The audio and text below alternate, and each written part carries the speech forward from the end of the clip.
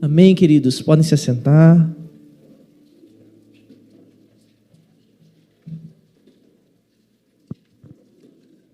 Que bom estar com você nessa noite, a gente poder cultuar o Senhor. Hoje as crianças vão para a salinha delas, está ali a tia Carol e tia não sei quem, tia Júlia, tia Júlia. Então, se você tem uma criança aí de 1 a 9, você pode indicá-las até a salinha. Para você que tem uma criança de menos de 1 ano, você pode ir no banheiro, tem um lugar que você pode trocar a criança, se você quiser, tá bom? Fique à vontade, você que está nos visitando. É sempre bom ter você por aqui conosco, tá bom? Queridos, nós estamos seguindo na nossa série Recomeço, e Deus tem nos mostrado como Ele lidou com o fracasso e o pecado de homens do passado, homens e mulheres do passado, ao mesmo tempo que Ele está cuidando da gente nesses domingos aqui como igreja, nos mostrando coisas profundas sobre o nosso coração e muitas vezes a nossa escravidão ao pecado e nos levando para mais perto do Evangelho. Essa é a intenção da série Recomeços, nós conhecermos mais do Evangelho. Logo a série Recomeços vai acabar e nós vamos entrar em uma outra série. E adivinha sobre o que a gente vai falar? Sobre o Evangelho. Porque é isso que a gente tem que falar. E que Deus nos guie hoje mais uma vez nisso. Eu não sei quantos de vocês conhecem a cantora Janis Joplin. Ela é uma das maiores cantoras de rock de todos os tempos, assim. Ela alcançou muita fama lá na década de 60 e o seu talento era inquestionável, a sua voz era penetrante, era imponente, era algo extraordinário vê-la cantar. Inclusive a nossa saudosa Elis Regina era alguém que se baseou muito na Janis Joplin para cantar, né? E ela também a Janis Joplin ficou muito famosa por muitas polêmicas e uma vida muito conturbada, inúmeros vícios, terapias, tentativas de suicídio. E uma de suas músicas mais famosas, e especialmente a que eu mais gosto, é Work Me Lord, ou Trabalhe em Mim, Senhor. É isso mesmo que ela cantou, ela era secular, mas ela cantou isso. E a letra é profunda e diz assim: trabalhe em mim, Senhor, por favor, não me deixe. Eu me sinto tão inútil aqui embaixo, sem ninguém para amar. Embora eu tenha procurado em todos os lugares, eu não consigo encontrar alguém para amar. Todo dia eu tento ir para frente, mas alguma coisa me empurra para trás. Aqui é alguém claramente que está lutando. Em outubro de 1970, no auge do seu sucesso, a Janis foi encontrada morta em um hotel e o laudo deu overdose de heroína. Essa sensação de luta da vida, pela vida ou sobre a vida, é algo que está presente em muitos lugares. A canção que rendeu a Lady Gaga o Oscar de melhor canção, chamada Shallow, se inicia com uma pergunta muito profunda e que pode ser feita a qualquer um de nós nessa noite. Ela diz assim: diga-me uma coisa, garota, você está feliz nesse mundo moderno? Ou você precisa de mais? Há algo mais que você está procurando? E o refrão diz: eu estou caindo em todos os momentos bons. Eu me encontro ansiando por mudanças e nos maus momentos eu tenho medo de mim mesmo. Diga-me uma coisa, garoto. Obrigado. Você não está cansado de tentar preencher esse vazio? Ou você precisa de mais? Por fim, Madonna, que eu sei que todo mundo conhece, a lenda do pop, quando foi entrevistada pela revista Vanity Fair, Em 1991, ela escreveu tudo o que ela estava vivendo. Nas suas próprias palavras, ela diz: tenho uma vontade intensa e toda a minha vontade sempre foi vencer um sentimento horrível de inadequação. Madonna, a rainha do pop. Esforço-me ao máximo para superá-lo e me descubro um ser humano especial. Então, eu passo para outra etapa e me acho medíocre e desinteressante. Isso ocorre vez após vez. Minha ambição na vida origina-se desse medo horroroso de ser medíocre. Isso está sempre me movendo-me adiante, porque embora eu tenha me tornado alguém, ainda preciso provar que sou alguém. A minha luta nunca terminou e provavelmente jamais terminará. O que essas pessoas têm em comum?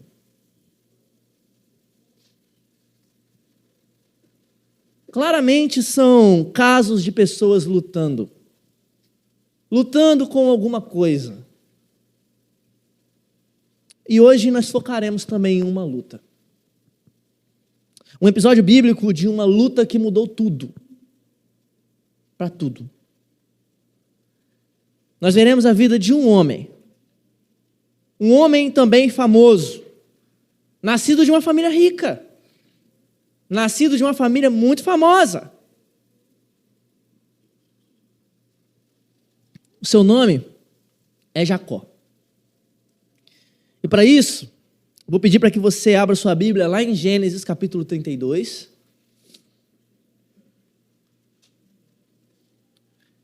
Nós leremos os versículos 6 e 7.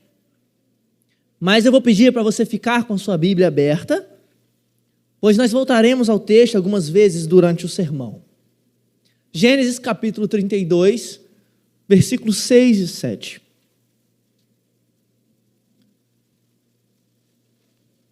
Os versículos dizem assim: depois de transmitirem a mensagem, voltaram a Jacó e lhe disseram: estivemos com seu irmão Esaú e ele está vindo ao seu encontro com um bando de 400 homens. Quando ouviu a notícia, Jacó ficou apavorado. Dividiu em 2 grupos sua família e seus servos, e também os rebanhos, os bois e os camelos. Pode ficar com sua Bíblia aberta, a gente vai voltar durante o sermão, com o seu celular conectado aí, é fácil de voltar. Mas como que a gente chegou até aqui? Porque a gente precisa saber o que está acontecendo aqui. Quem é Jacó?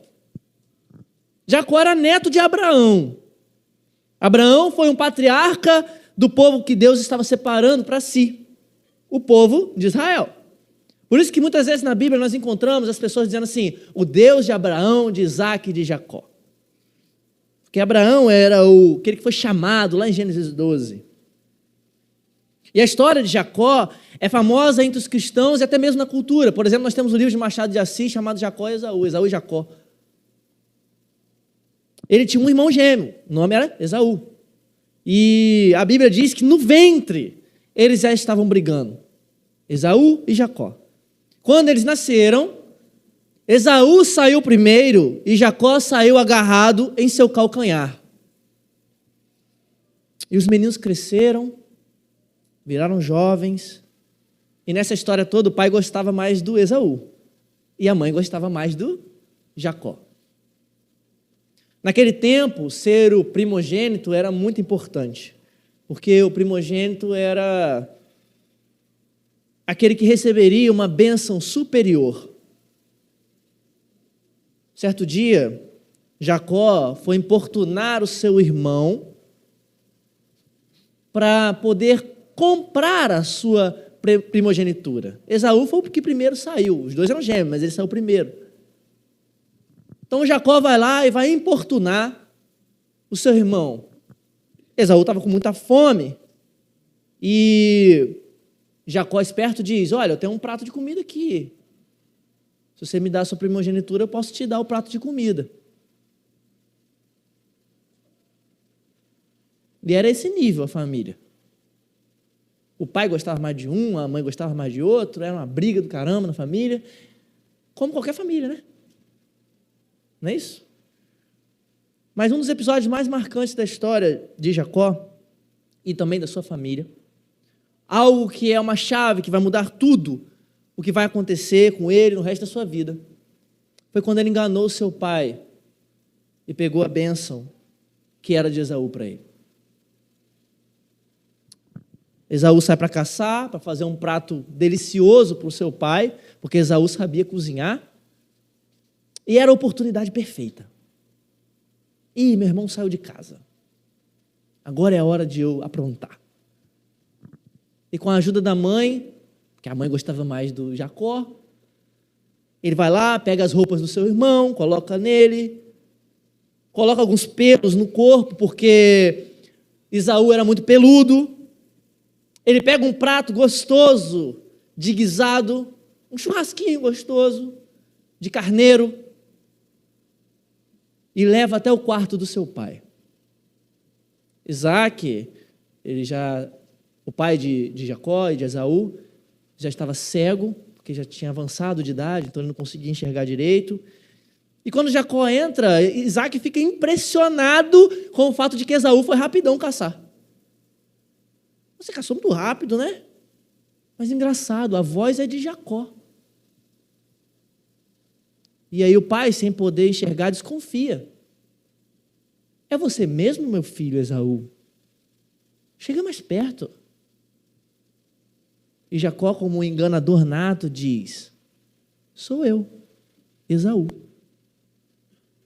A voz é de Jacó, mas o cheiro, os pelos, é do meu filho Esaú. Então Isaac acredita e abençoa Jacó no lugar de Esaú. Passa um tempo e Esaú volta para casa e leva comida para o pai. A caça que ele tinha caçado. Mas e agora? Esaú descobre que foi enganado. Isaac estremece. E ele descobre que Jacó pegou a bênção que era para ele. Então Jacó, rapidamente, a mãe dele diz: foge daqui. E ele foge dali mesmo, jovem. Porque a partir daquele dia, Esaú falou: quando encontrar Jacó, eu vou matar Jacó. E os anos se passaram. E Jacó encontrou familiares em outro lugar. E ali ele se casou. E só isso dá mais uma história, dá mais uma pregação. O casamento de Jacó. E depois de se chatear com esses seus parentes, Labão, era tio dele, Jacó também foge dali. E a gente chega onde a gente chegou no nosso texto. No texto onde a gente leu. E o que está acontecendo aqui no texto? Depois desses muitos acontecimentos, depois desses muitos anos após ter fugido da casa e nunca mais ter visto seus pais ou até mesmo seu irmão, Jacó resolve voltar para a terra dos seus pais, porque ele ouviu em algum lugar de Deus que ele seria abençoado. Então ele resolve retornar, e o que ele faz? Ele envia mensageiros até Esaú com um pedido de paz. Mas os mensageiros voltam e ele recebe a notícia de que Esaú está indo em direção a ele com 400 homens. E o texto diz que então Jacó teve muito medo e se angustiou. A pergunta que fica é: do que você acha que Jacó tinha mais medo? De Esaú ou do passado? Porque agora era a hora dele confrontar o passado e todas as consequências do passado. E é nessa hora que a consciência começa a pesar. Então o que Jacó faz, o texto diz nos versículos 7 e 8, quando ouviu a notícia, Jacó ficou apavorado. Dividiu em 2 grupos sua família e seus servos, e também os rebanhos, os bois e os camelos, porque pensou: se Esaú encontrar um dos grupos e atacá-lo, talvez o outro consiga escapar. E o que esse homem está fazendo, gente? O homem está tentando minimizar as perdas. Eu tenho que me mandar minhas posses para lugares diferentes. Assim, se o meu irmão atacar um grupo, o outro grupo não vai ser atacado, eu não vou perder tanto. Sempre, sempre, sempre tentando manipular, dar um jeitinho, fugir da melhor forma possível esse homem. Mas existe outra coisa que Jacó faz. Ele ora. E a oração está descrita nos versículos 9 a 12. Se você puder ler comigo, veja. Então Jacó orou: ó Deus de meu avô Abraão e Deus de meu pai Isaque, ó Senhor, tu me disseste, volte para a sua terra natal, para os seus parentes, e prometeste, tratarei bem de você. Não sou digno de toda a sua bondade e fidelidade que tens mostrado a mim, teu servo. Quando saí de casa e atravessei o Rio Jordão, não possuía nada além de um cajado. Agora minha família e meus servos formam 2 caravanas. Por favor, salve-me do meu irmão Esaú. Estou com medo de que ele venha me atacar, tanto a mim quanto as minhas mulheres e meus filhos. Mas tu prometeste: certamente tratarei bem de você e multiplicarei seus descendentes até que se tornem tão numerosos quanto a areia à beira do mar, que não se pode contar. Ele orou. O que Jacó está lembrando aqui ao orar? Das promessas pactuais que ele ouviu falar desde criança, quando ele crescia, dos seus avós, dos seus pais. Que Deus tinha separado a família dele, desde o seu avô, para ser uma bênção. E ele tenta se lembrar dessas promessas e ora pelas promessas. E você pode achar que então agora João entrou no cerne da mensagem. Que agora vai ser a chave que vai virar para esse homem, né? A oração. Mas não. Ele termina de orar. E o que ele deveria ter feito? O Senhor prometeu, eu vou confiar e vou descansar. Mas não, ele não faz isso. Ele começa a bolar um plano para continuar perdendo, minimizando as perdas dele. Ele começa a bolar um plano para não sofrer muitos danos. Mesmo que ele tenha orado e demonstrado confiar nas promessas de Deus, o que acontece é que ele ainda tenta dar um jeitinho dele. Os versículos 13 ao 21 mostram o plano que ele constrói para tentar apaziguar a ira do seu irmão que está vindo contra ele. O que ele faz? Ele envia bandos separados em direção ao seu irmão. 1 bando, 2 bandos, 3 bandos, cheios de presentes. E à medida que Esaú vai chegando, um bando vai e aproxima os presentes e diz: olha, Jacó quer paz. E aí passa o bando, tem outro bando com mais presentes. Sabe quando você fez uma coisa muito ruim? Geralmente os maridos, quando fazem uma coisa terrível com a esposa, eles têm que fazer um negócio desse. Vai lá, meu filho, leva isso aqui para sua mãe. Aí vai a mãe, não sei o quê. Ainda não valeu de nada. Ah, então tá bom, então toma isso aqui. É assim. Aí o cara joga uma nota de 100 a mulher. Tá perdoado. Vai fazer teu cabelo. É assim. Aí ele tentando fazer isso. Minimizar as perdas. Ele acabou de orar dizendo que Deus tinha prometido salvá-lo. Mas ele não confia. Ele precisa dar o jeitinho dele. Então nós chegamos no texto principal da noite. Nos versículos 22 a 31. E eu quero mesmo que você leia comigo esses versículos. Se você não tem uma Bíblia, você pode acompanhar aqui atrás.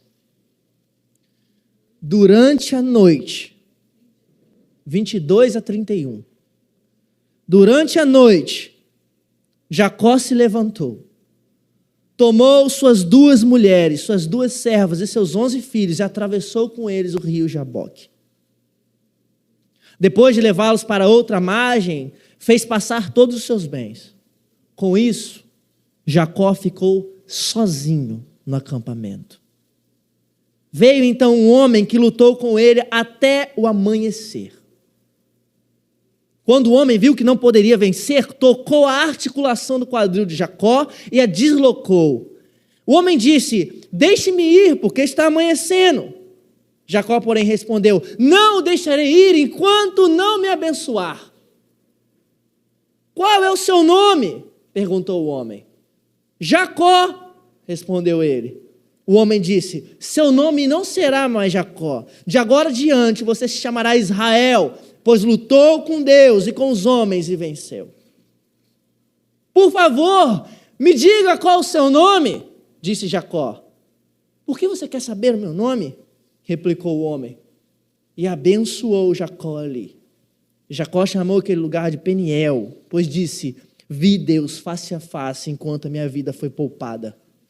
O sol estava nascendo quando Jacó partiu de Peniel, mancando por causa do quadril deslocado.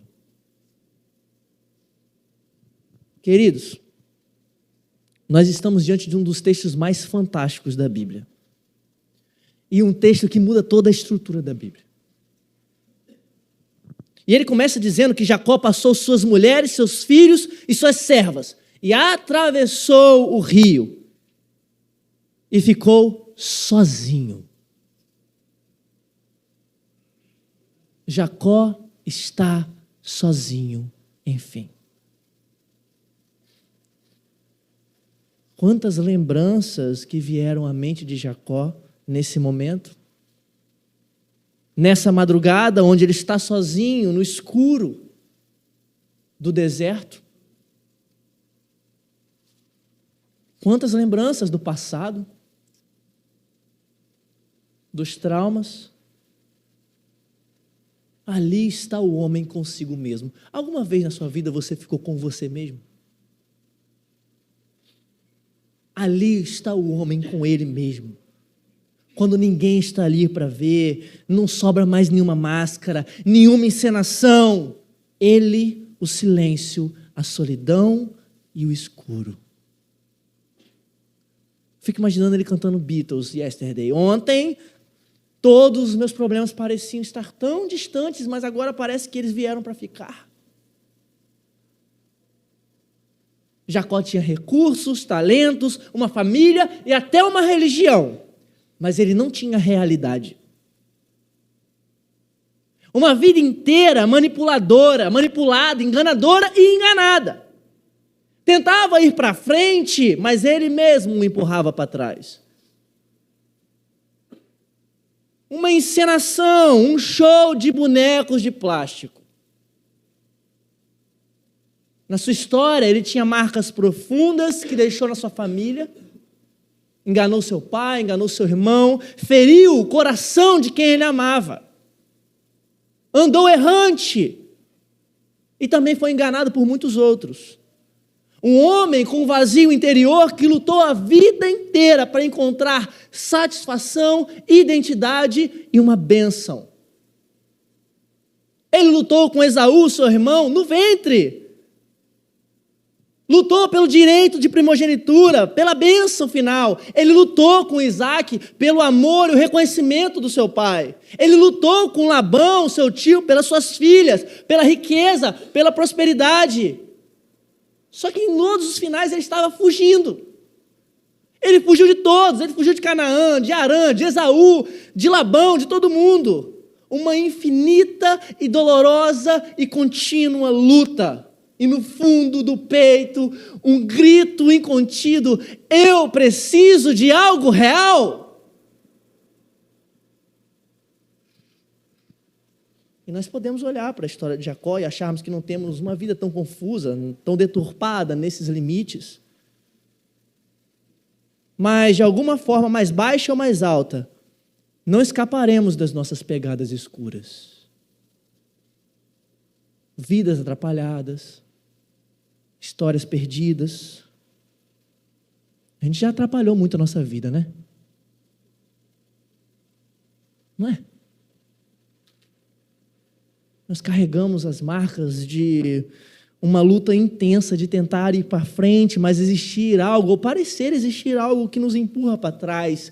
Todos nós sentimos a dor da inutilidade alguma vez, o desgosto de saber que somos nós mesmos que muitas vezes nos atrasamos. Todos nós sentimos o desejo de ser amado, além e acima de nós mesmos. Investimos em máscaras religiosas para nos manter no alto padrão. Gastamos nossos recursos com coisas que arrancam tudo de nós, mas não devolvem nada. Colocamos as máscaras da felicidade, os sorrisos, mas por dentro a alma está clamando, no peito um grito incontido: eu preciso de algo real. Nós, muitas vezes, não abusamos de coisas que consideramos ruins, como drogas, como crime, ou morte, ou etc. Mas sabe o que nós fazemos? Nós abusamos da própria vida, de coisas que nós consideramos inofensivas. De alguma forma, para manter algo dentro de nós. O quê? O cinturão de vencedor da luta da vida. Mas não. Você faz alguma coisa legal e você se acha fantástico por causa disso.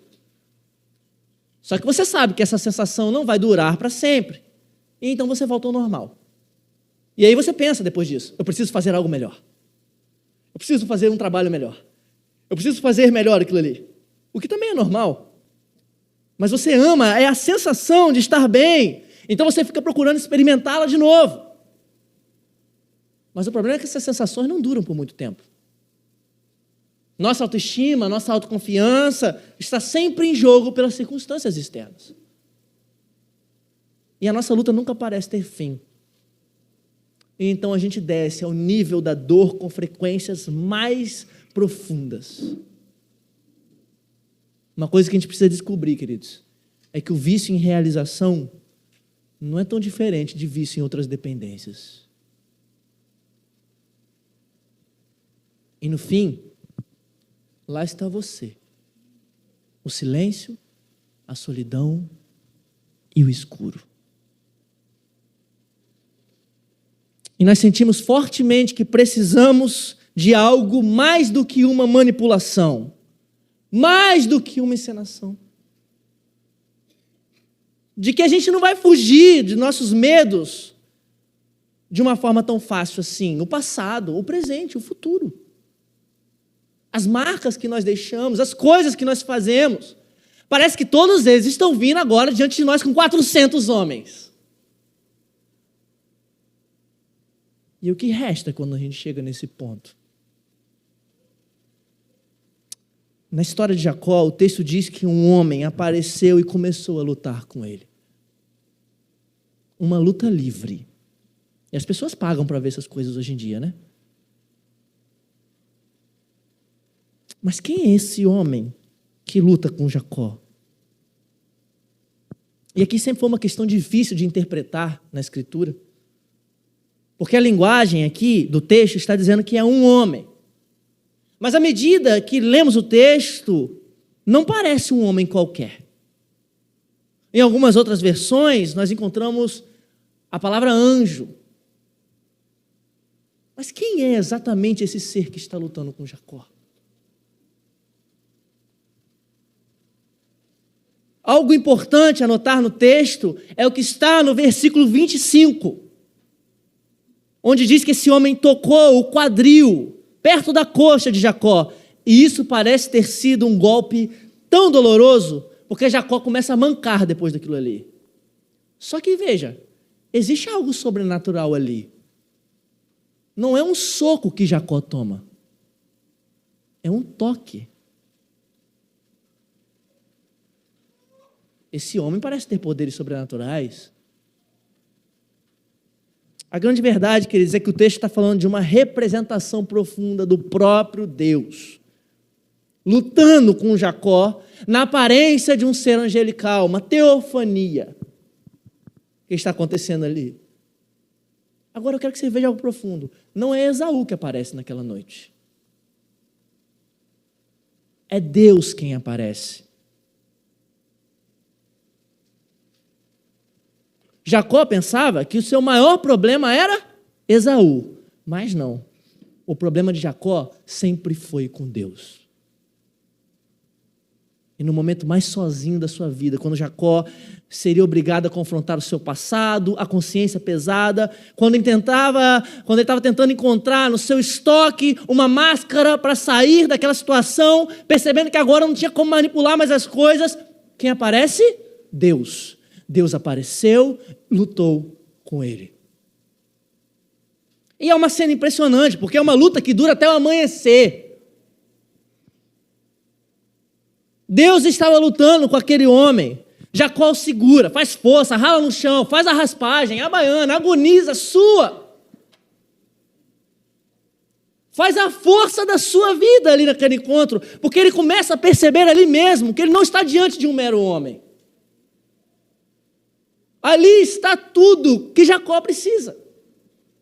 No meio da escuridão da alma, da angústia por ser melhor, por ter algo real, no desalento de querer se render, mas não conseguir, no suor, na agonia do esforço pessoal, no silêncio da solidão, um grito desesperador existe nesse homem: trabalhe em mim, Senhor, eu não vou deixar você ir, não aguento mais as máscaras, eu tenho procurado uma fonte de bênção na minha vida inteira, a minha primogenitura, o amor do meu pai, o amor de mulheres, dinheiro, posses, o toque de pessoas, eu tenho tentado ter a bênção em todos os cantos da minha vida, que só você pode me dar. Eu preciso ser alguém melhor. Me refaça. Reconstrua a minha vida. Me salve. Eu não deixarei você ir enquanto você não me abençoar. Uma das coisas que nós estamos aprendendo aqui, queridos, é que nos lugares de solidão mesmo, no pó, na desgraça, é que Deus nos encontra. É ali que Ele aparece, porque Deus é real.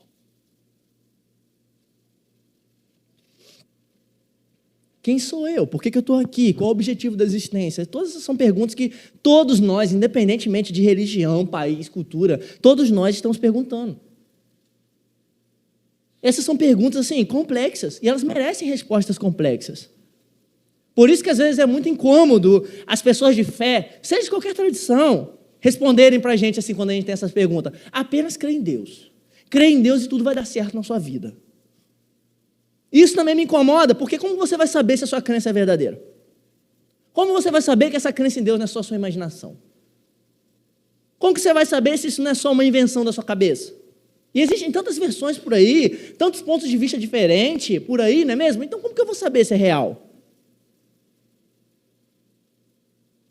Queridos, o que nós afirmamos é que a única maneira de provar se é real ou não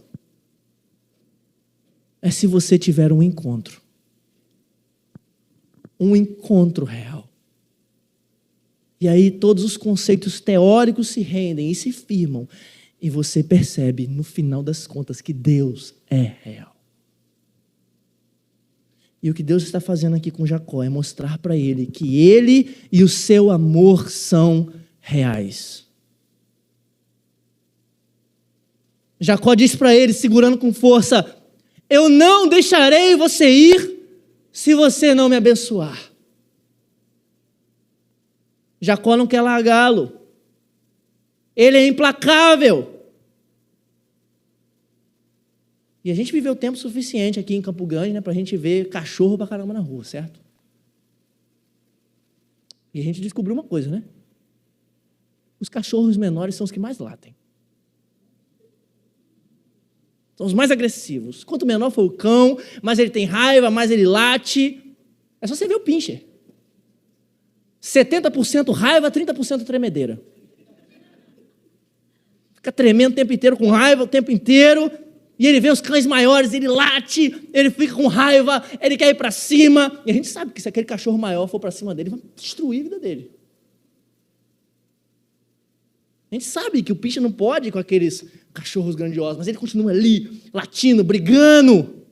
Jacó é como um desses cachorros. Implacável, Ali, diante dele, está alguém que pode destruir ele, mas ele está permanecendo, segurando aquele homem. E o versículo 25, como a gente viu, diz que quando aquele anjo, ou o homem, quer dizer, Deus, viu que não conseguia vencer Jacó, ele tocou na coxa de Jacó. Mas peraí, o que é isso? Não conseguiu? Como que alguém tão poderoso pode não conseguir? Esse é o fim da teologia. De tudo que a gente prega aqui, que a força não vem do homem. Será que é isso? É aqui então que a Bíblia se contradiz? 1-0 para os ateus? Não, queridos. Na verdade, é exatamente aqui que nós aprendemos um segredo sobre o coração de Deus. Não é que Deus não podia mesmo vencer Jacó. Esse é um sinal muito profundo do amor de Deus. É que Deus se humilha. É que ele desce aos termos do homem para salvar o homem. É que ele teve que abandonar muitas coisas para vir até o homem, na condição mais terrível e dolorosa do homem, para poder transformar o homem. E o que está acontecendo aqui é esse grande segredo. Então, Deus, o anjo, o homem, não sei, perguntou o nome dele, e Jacó respondeu, Jacó! Então acontece algo muito profundo ali. Sabe o quê? Um recomeço. O versículo 28 diz que o anjo, o homem, Deus disse, seu nome não será mais Jacó. De agora em diante você se chamará Israel, porque você lutou com Deus e com os homens. E venceu. Primeira coisa, você veja, você lutou com Deus e com os homens. Isso significa então que a vida de Jacó foi uma constante briga com Deus e com os homens. Todas as lutas da vida de Jacó só demonstraram que o problema que Jacó tinha era com Deus. Então só Deus poderia mudá-lo. Mas eu quero que você veja algo mais profundo. Deus está dizendo, você venceu. Quem venceu essa luta? Porque uma coisa que a gente faz ao pagar pay-per-view para ver o UFC é saber quem venceu a luta. Quem venceu essa luta? Deus ou Jacó? Deus, por graça, abençoa Jacó e dá um novo nome para ele.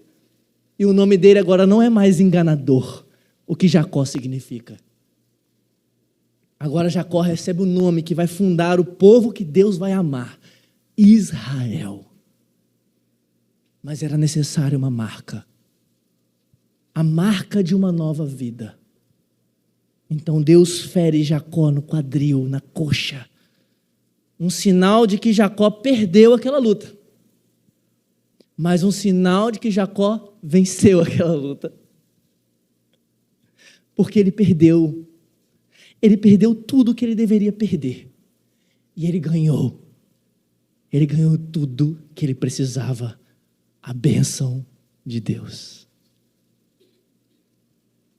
E isso era um sinal de dependência. Qual é a aparência de uma pessoa que realmente conheceu e se encontrou com Deus? Sabe qual é a aparência? Ele manca. Ela manca. Depois desse episódio aqui, Jacó ficou mancando a vida inteira. O texto lá no final de Gênesis diz que Jacó estava segurando a bengala quando ele foi abençoar os seus filhos, porque ele teve que bancar a vida inteira, tanto fisicamente quanto em relação ao seu ego, ao seu antigo eu. Ele não podia mais lutar com ninguém, ele não podia também mais fugir de ninguém. Ele nunca se recupera dessa marca. Porque agora Jacó vai ter que aprender a confiar totalmente, se apoiar em Deus pelo resto da sua vida. Você conheceu a Deus, então você deve mancar.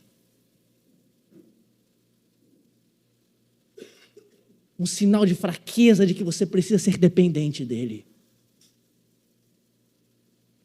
E a conclusão de Jacó é como ele mesmo diz no versículo 30, vi Deus face a face e, no entanto, a minha vida foi poupada. E o sol nasce. E nada é mais brilhante do que a face de Deus. E lá está aquele homem mancando. Das trevas para a luz. E naquele amanhecer nós vemos um homem fisicamente abatido, mas espiritualmente transformado. Deus venceu a luta. Não foi apenas Jacó que segurou o anjo, agarrou o anjo e não deixou subir. Foi Deus que agarrou Jacó. Foi Deus que segurou Jacó e mudou quem que ele era. E se Deus venceu a luta naquele dia, queridos, então existe um recomeço para a gente também. Uma das coisas que me impressionam muito é o fato de que a Bíblia diz que Deus é o Deus de Jacó, que Deus amou Jacó, mas a vida de Jacó foi uma desgraça. Mas isso é um sinal profundo para nós, porque se ele amou alguém como Jacó, por que ele não nos amaria também? Se ele é o Deus de Jacó, por que ele não é o nosso Deus também? Existe um recomeço para nós, assim como para todo mundo. A Janis Joplin, Lady Gaga, Madonna, Jacó, quem que a gente falou aqui? Existe um recomeço para gente como a gente, cansado da religião, cansado de manipulação, gente como a gente que está escondido lá no porão da nossa alma e não conseguimos sair por qualquer coisa que seja. Gente como a gente, sem realidade, vivendo sorrisos falsos, elogios falsos. Gente como a gente que está lutando com a vida, lutando com os outros, com tudo. Gente como a gente que está procurando a bênção em qualquer esquina. A bênção do casamento, da paz, do conforto, do controle, da aprovação das pessoas, da autoestima, do poder, do dinheiro, do sexo. Em uma vida boa, em uma casa legal, em férias, eu não sei. Existe um recomeço para a gente como a gente. E hoje é dia de recomeçar. Mas como? Como que a gente pode, então, vencer tudo isso que a gente está sofrendo? Sabendo que essa história de Jacó, obviamente, não termina ali. Ela é só um holofote para uma história maior. Ela aponta para a história das histórias.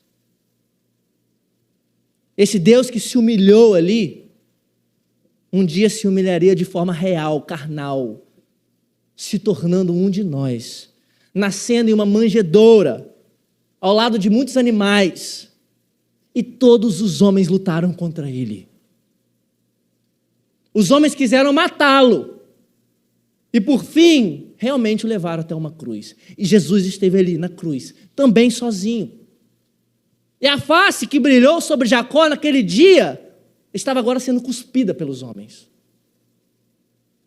E a escuridão caiu sobre ele. E ali na cruz ele tomou então todas as nossas máscaras, toda a nossa dor, todo o nosso pecado, toda a nossa rebeldia, nossas lutas, nossas manipulações, nossas tentativas de sermos amados e também a ira de Deus. E soltou um grito incontido: Deus meu, por que me desamparaste? E ali na cruz ele foi ferido por Deus e morreu. Agora veja. Ele morreu não para obter a bênção para si, mas para todos nós. Ele foi ferido por Deus, não na coxa, mas na vida, para que a gente pudesse receber a bênção. Para que aqueles que estão nele possam conhecer o poder do seu amor, a destreza da sua realidade, para que no nosso desespero, no nosso clamor, no nosso grito incontido de salve-me, Ele possa nos converter e amanhecer a sua luz dentro de nós. E então Ele vai vencer a luta.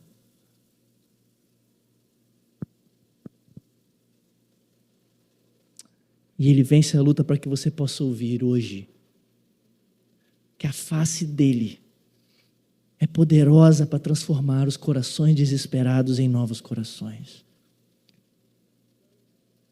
E no meio dessa sua correria assustada entre o que você odeia e o que você precisa, no meio dessa correria entre o Salvador e o inimigo tentando tomar a sua alma. Você não consegue mais se esconder. Eu sei, você está tropeçando na luz. Você está lutando e levantando seu punho para lutar por mais um dia, para enfrentar os seus leões. Mas eu quero que você levante os seus olhos e veja o rosto de amor de Jesus para você e dizendo: aqui você pode recomeçar. Deixa eu vencer essa luta. E no final do dia, no final desses dias sombrios que você chega, no final das suas batalhas, você vai descobrir que está lutando com aquele que você mais precisa. Que o que pode quebrar a escuridão que nos envolvemos nessa vida, em que temos que viver, nos nossos trabalhos, nossos relacionamentos, nossos interesses, nossos entretenimentos, é simplesmente encontrá-lo e vê-lo. É assim que nós descobrimos que tudo o que nós estamos procurando, todo o sentido e todo o significado da nossa vida está nele. É dele que você precisa. Às vezes parece que Deus está nos atrapalhando, né? Pense na área onde parece que Deus está atrapalhando você ou a vida está te atrapalhando. O que eu quero dizer para você é que talvez aí pode ser um lugar de descoberta do que Deus está querendo te mostrar. De que você não precisa mais lutar contra Ele. Que você não precisa mais procurar as bênçãos que você está tanto procurando. Mas que você precisa dEle. Talvez seja aí que Ele está te mostrando que você precisa realmente somente dEle. A perda, o revés, o desapontamento só podem te levar a um lugar, querido. A um lugar onde ficará só você e Ele. E é isso. Realmente não é seguro se encontrar com Deus. Quem está falando de segurança? É óbvio que Deus não é seguro. Mas Ele é bom. Deus não está preocupado com a nossa segurança em si. Ele está preocupado com o nosso quebrantamento, com a nossa transformação. Ele quer que você o tenha. Ele quer que você experimente da sua realidade. Não existe uma opção entre Jesus ou revolução. Jesus é a revolução transformadora que acontece dentro daquele que encontra Ele. Não existe uma opção. Não é seguro. É uma luta. E você vai sair marcado.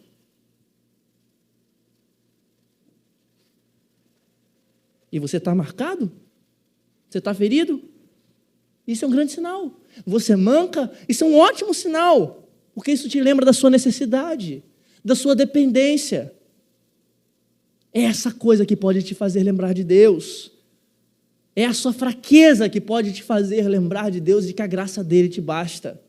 Deus tirou coisas de você. É isso que você pensa? Deus está te moldando em áreas difíceis, que estão doendo, que estão machucando. É porque Ele está lutando pela sua vida. Então tire o foco das suas forças, porque você vai se cansar e nada vai satisfazer. No silêncio final, quando tudo for dito e feito, quando não tiver mais vozes, quando só tiver você, a solidão, o silêncio e o escuro, você vai perceber que tudo o que Ele faz, tudo que Ele tira, tudo que dói, não é para o seu mal, mas é para você buscar todas essas coisas nos braços dEle, nele. Deus é um lutador.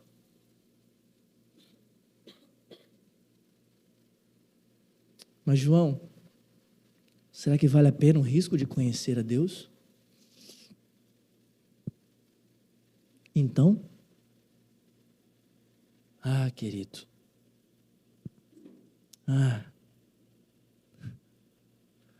agarre o tornozelo de Deus nessa noite. Segure Ele. Não deixe Ele sair. e grita da sua alma: eu preciso de você. Me salve! Eu estou cansado de lutar por toda a minha vida. Eu estou cheio de ferimentos. Mas agora estou eu e você. Me abençoe. Agarre o tornozelo de Jesus hoje. Sabe qual é a boa notícia do Evangelho? É que Ele ama. Ele ama que nós o procuremos dessa forma. E não importa o quão fraco você se sinta agora, o quão desajeitado, perdido, sozinho ou fracassado você se veja agora. Se você se agarrar nele, você vai ser forte. E no fim, você vai entender que você nasceu para Ele. Você nasceu para ser amado por Ele. Para ser um com Ele. Porque o amor de Deus é real. Você vai ter um tempo para refletir sobre isso. E para lutar com Deus. Você vai ter um tempo para lutar com Deus agora. Faz o rally rola, meu irmão. Mas eu não sou jiu-jiteiro, mas Deus também não é. Eu não sei lutar nada, mas Deus quer lutar com você e te dar a bênção. E a bênção não é o que você está pensando, o carro, o dinheiro, a promoção, a causa na justiça. A bênção é Ele, é uma nova identidade, uma nova vida, um novo nome. Agarre no tornozelo dele agora. E diga: Senhor, eu quero mudar, eu preciso, eu estou cansado. Agora é você e Deus, irmão. Não tem juiz, não tem nada. E não é octógono, não é poeira.